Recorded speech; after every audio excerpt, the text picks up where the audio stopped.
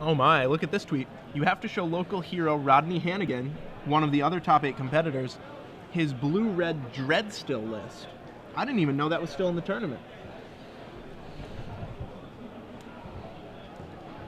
Well, let's hope that the Mud deck is facing off against the Dreadstill deck. Is that, we said Rodney is playing? Rodney Hannigan, blue-red Dreadstill. Wow. According to the Water Method on Twitter.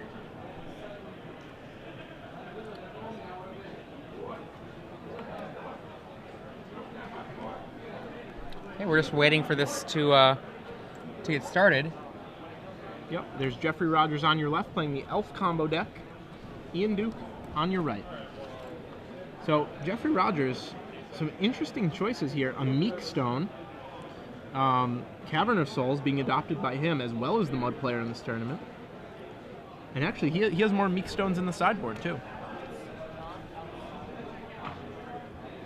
And Ian Duke. Land, go. And we see a beta Llanowar Elf from Jeffrey Rodgers. Mm-hmm. And here we go, Ian Duke's deck list. He is playing Rug Delver. He's playing 2 Stifles in his deck, a Forked Bolt, a Dismember. This is post-sideboard, so we'll probably see... Only 1 Submerge. That's actually really shocking. Wow, yeah. That's a mainstay in Rug sideboards. Llanowar Elf down. Lightning Bolt kills it in a matchup straight out of 1993. Kill the elf. Always. Ian Duke does not have a heck of a lot of sideboard cards for Jeffrey Rodgers. Jeffrey, on the other hand, not a lot either. Yeah, Scavenging Ooze is reasonable. But, I mean, basically, he's going to try to just explode and go off here. Now, facing against an opponent with only 1 Forked Bolt main, no Forked Bolt sideboard, it's interesting. Ian Duke's particular choices in the main and side make him more vulnerable to Elf combo than other Elf combo decks, than other Rug Delver decks would be to Elf combo. Right. No multiple Forked Bolts, 1 Submerge, just not very much to try to disrupt the Elf deck. Nope. Ian Duke added a Nimble Mongoose last turn, as well as Force of Will the Nettle Sentinel. Jeffrey Rodgers stuck on 1 land right now. Not on too fast of a clock. That Nimble Mongoose is still 4 cards away from being a 3/3. Jeffrey Rodgers, Llanowar Elf. Llanowar Elf. War on all. Ian does not kill it.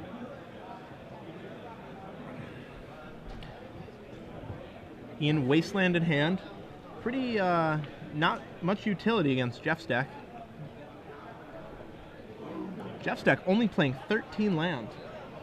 Who needs more land? You got Green Sun Zenith. You got all these elves. A crazy amount of elves. And you got the Mulligan. Mulligan is a good way to find lands. Exactly. No Gaia's Cradle, which is pretty surprising to me.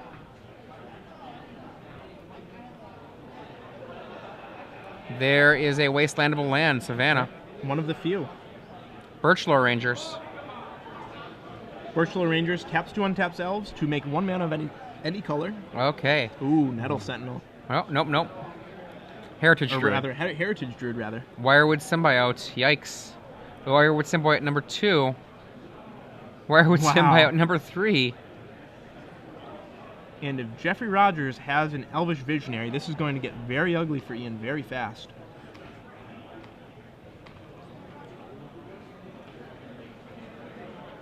Ian Duke's ability to get through damage also pretty stymied by those elves. We see a wasteland here taking care of that Savannah. Untap.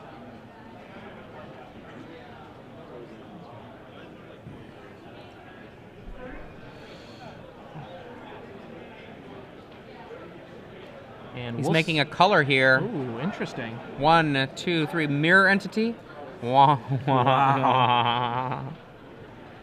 And that could get very scary for Ian very And fast. he returns with his Wirewood Symbiote a Birchlore Rangers to hand and untaps Llanowar Elf. Yep.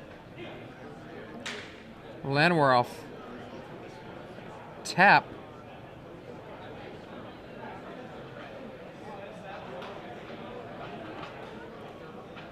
I like how he has a exhaustion counter. It's a good way to do it. So right now, activates Mirror Entity, making his Wirewood Symbiotes elves, so he can tap them for 3 mana as well. And there's the die, counting how much mana he has in his mana pool. That's never a good feeling. Oh, if you're Ian Symbiote. Duke. And look at this. Ian Duke laid his cards down. He looks like he's just saying, what you got? I mean, I'm just going to wait for you to win. Yeah, he clearly does not have much in hand to disrupt this combo. We would have seen him kill that Heritage Druid if he had.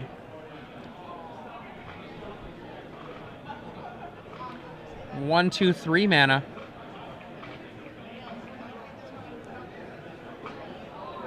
Birchlore Rangers. Meekstone. Oh boy. Powerful tool against this Rug deck. Means none of Ian's creatures will ever untap.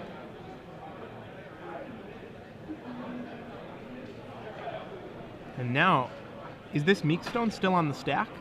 Maybe. Is this what- I'm not sure. Perhaps Ian Duke has a Spell Pierce.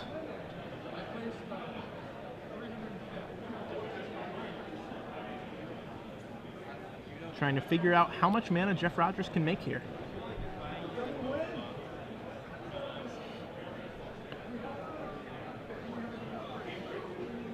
Spell Pierce on the Meekstone.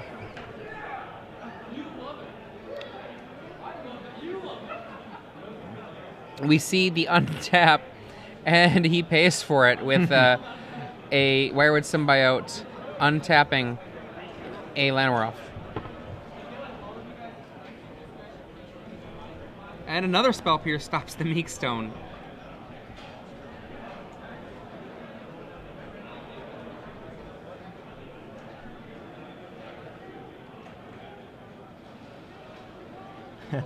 Jeff Rodgers is saying, am I done? Can I do anything else?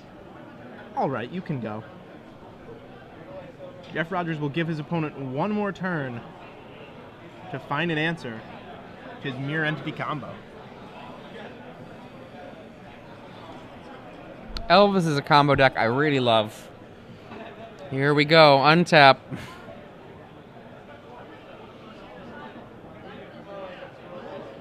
Can probably take that exhaustion counter off the symbiote now.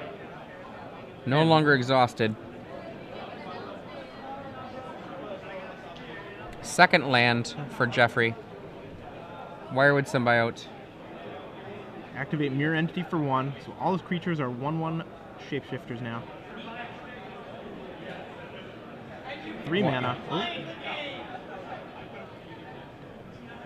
He's making a colored mana here. Or he's attacking into the Nimble Mongoose. I predict it's a colored mana. I think so.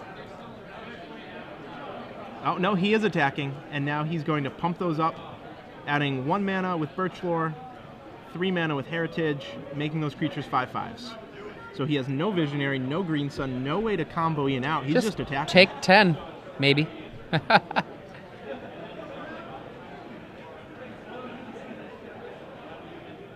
Yeah, there is a combo in there for Jeffrey. He just doesn't see it. The symbiote being able to bounce the other symbiote when they're both changelings. Yeah. And then you get to go crazy. Yep. Ian Duke, though, is conceding.